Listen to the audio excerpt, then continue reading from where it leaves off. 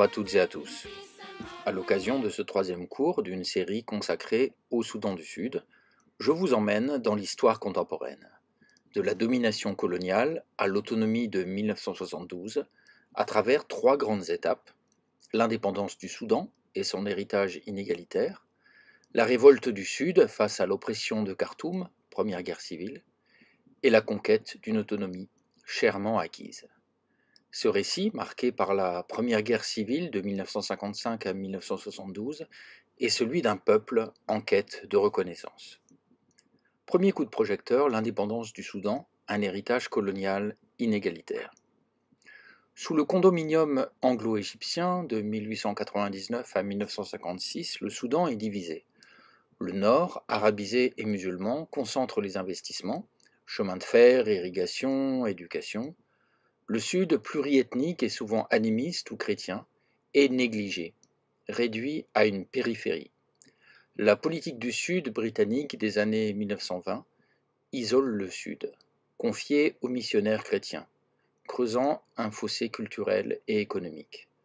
En 1946, les Britanniques unifient le nord et le sud sous une administration centralisée à Khartoum et suppriment l'autorité sudiste.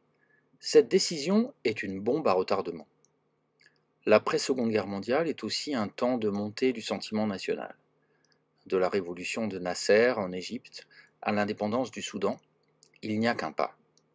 Cette saison de l'indépendance, qui culmine avec la proclamation du 1er janvier 1956, est capturée par le photographe soudanais Rachid Mahdi, dont les portraits immortalisent l'élan national. Rachid Mahdi, photographe soudanais autodidacte né en 1923 à Atbara, est une figure emblématique de la photographie africaine du XXe siècle. Actif des années 1950 aux années 70, il a documenté avec une sensibilité unique les transformations de son pays, notamment autour de l'indépendance du Soudan, proclamée donc le 1er janvier 1956. Ces photographies absolument magnifiques nous montrent les 1001 visages d'un peuple soudanais en quête de liberté. C'est la naissance ou la renaissance d'une nation. Mais cette indépendance profite surtout au nord. La soudanisation place les élites nordistes au pouvoir et marginalise le sud. L'influence de la révolution nassérienne 1952 inspire un nationalisme arabe, mais au sud, elle suscite la crainte d'une arabisation forcée, attisant les tensions. Deuxième coup de projecteur, la révolte du Sud, une lutte contre la domination nordiste. En 1946, la fin de l'autonomie sudiste sème les graines du conflit. Le Sud, économiquement et politiquement marginalisé, voit ses langues et cultures ignorées. À la conférence de Djouba en 1947, des leaders comme John Both Dew, chef Nouer, protestent. Ils dénoncent le mépris nordiste et la fin de l'autonomie. Ils dénoncent le racisme, mais en vain. La fracture nord-sud s'aggrave après l'indépendance. En août 1955, la mutinerie de Taurit éclate. Des soldats sudistes de l'Equatoria Corps se rebellent contre leurs officiers nordistes, craignant d'être désarmés.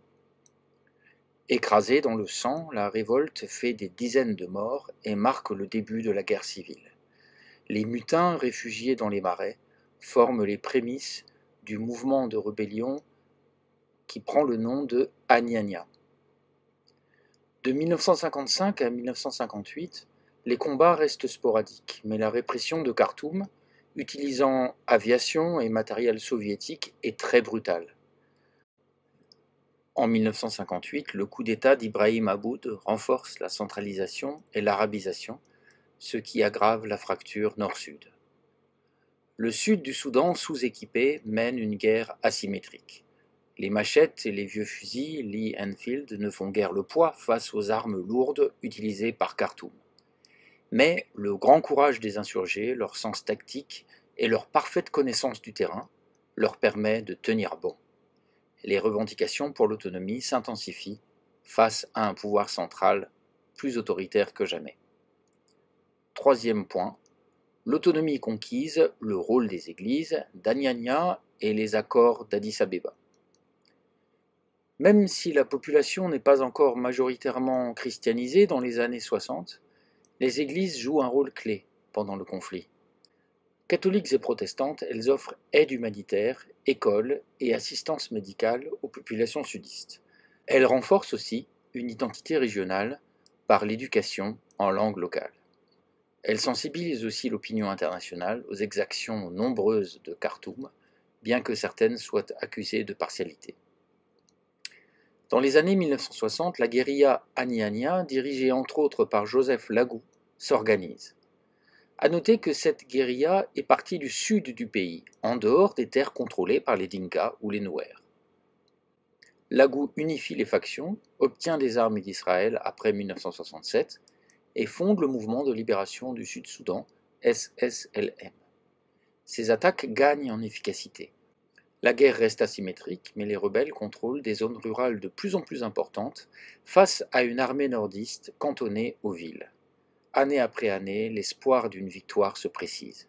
Joseph Lagou et ses partenaires intensifient les discussions. Le 27 février 1972, les accords d'Addis-Abeba, qui mettent fin à la guerre civile, sont négociés sous l'égide de l'Organisation de l'Unité africaine, qui a mandaté en particulier l'Éthiopie et son empereur Haïlé Sélassié. La neutralité et l'influence régionale du souverain d'Éthiopie est déterminante. Les pourparlers aboutissent et mettent fin à la guerre. L'accord stipule notamment ceci.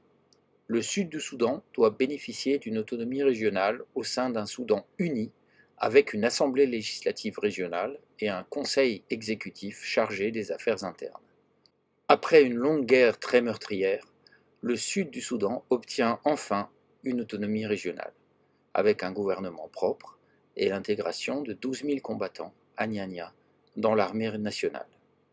L'usage de l'arabe comme langue officielle a été maintenu, mais des langues locales ont été autorisées dans l'administration régionale.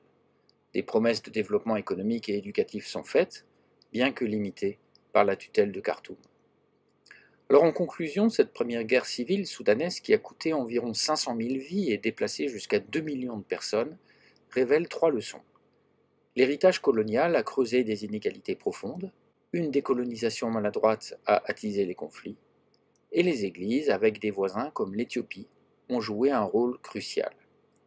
Cette autonomie fragile de 1972 préfigure les luttes futures, jusqu'à l'indépendance du Soudan du Sud en 2011. Merci beaucoup pour votre attention et à bientôt. Pour aller plus loin, en bibliographie, on trouvera plusieurs ouvrages de référence et un témoignage direct, celui du Sud-Soudanais Joseph Lagou, The Anyanya Struggle. Bonne lecture et à bientôt. Oh God, we praise and glorify you for your grace on South Sudan.